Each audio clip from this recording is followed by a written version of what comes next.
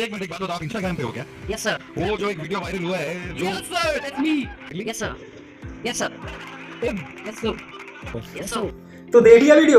अरे भाई ये वीडियो देखते रह जाओगे, यस सर करते रह जाओगे। हर बार यस नहीं करना होता है, कभी नो भी बोलना होता है। तो कब नो बोलना होता है, कब यस करना होता है। बात कर रहा हूँ असर्शन रीजन क्वेश्चन के बारे में।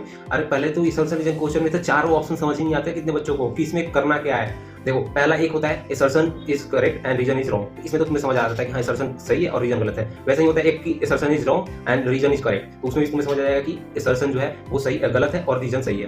तो ये दोनों में तो कोई कंफ्यूजन नहीं होता है। कंफ्यूजन की जो बात होती है वो होती है ये दो ऑप्शन में, जो कि उसमें होता है कि assertion and reason both are correct and reason is the correct explanation of the assertion. तो ये वाला, और एक होता है कि assertion and reason are both correct and reason is not a correct explanation of the assertion. तो देखो इसमें दो तरीके हैं इसको सॉल्व करने के लिए। एक है कि तुम उसमें क्या करो कि असर्शन के बाद रीजन के बीच, असर्शन और रीजन के बीच में बिकॉज लगाओ। असर्शन पढ़ने के बाद बिकॉज लगा के रीजन पढ़ो। और दूसरी जो होती है कि रीजन के बाद देयरफॉर लगा के असर्शन पढ़ो। अगर तुम ये लगा के पढ़ रहे हो, ऐसे करके पढ़ रहे हो, तुम आ रहा है सही तो समझ जाओ एक्सप्लेनेशन सही है, और नहीं आ रहा है तो समझ जाओ कि एक्सप्लेनेशन गलत है। तो चलो एक क्वेश्चन के थ्रू समझते हैं। देखो यहाँ पे एक क्वेश्चन तुम्हें दिख रहा होगा कि in an experiment Mendel observed that the F one progeny plants are all tall and none are dwarf. तो इसमें क्या कर रहा है कि इन जो मेंडल का एक्सपेरिमेंट था, जो एफ1 प्रोजेनी बन रहा था, उसमें क्या होगा कि सारे के सारे टॉल बन रहे हैं, ड्वार्फ कोई नहीं बन रहा है। क्योंकि उसमें क्या था कि एफ1 में जो आ रहा था वो हेटेरोजाइगस डोमिनेंट आ रहा था, इसलिए क्या होगा वहां पे सारे के सारे टॉल बन रहे थे। तो पहला क्या है, असर्शन सही है।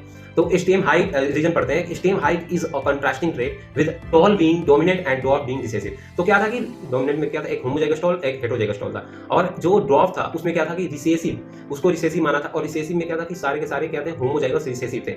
तो ये जो है ये भी स्टेटमेंट सही है, लेकिन ये एक दूसरे से इंटरलिंक नहीं है। क्योंकि तो इसमें क्या है कि इस F1 प्रोजेनी में जो था कि वो सारे के सारे टॉल इसलिए हो रहे थे क्योंकि वहां पे हेटेरोजाइगस डोमिनेंट ट्रेट आ रहा था। ये नहीं कि वहां पे डोमिनेंट होता है टॉल और ड्वार्फ जो होता है रिसेसिव होता है, इसलिए नहीं होता है। तो ये वाला जो है असर्शन रीजन दोनों सही है, लेकिन यहाँ पे जो है वो रीजन जो है वो करेक्ट एक्सप्लेनेशन नहीं है। और उसी में एक क्वेश्चन आता है तुम्हारा कि एक तो ये वाला क्वेश्चन है कि forelimbs of human and bat are homologous. तो फोर लिम्स जो होता है ह्यूमन का वो और बैट का जो होगा होमोलोगस होता है। क्योंकि क्या होता है, इसका स्ट्रक्चर सेम होता है, फंक्शन डिफरेंट होता है, उसको होमोलोगस बोलते हैं। ये एक 12th क्लास के इवोल्यूशन का क्वेश्चन है। और इसमें क्या है, होमोलोगस जो होता है वो क्या होता है, डाइवर्जेंट इवोल्यूशन शो कर रहा होता है। तो यहाँ पे क्या है, forelimbs of human and bats are similar anatomical structure.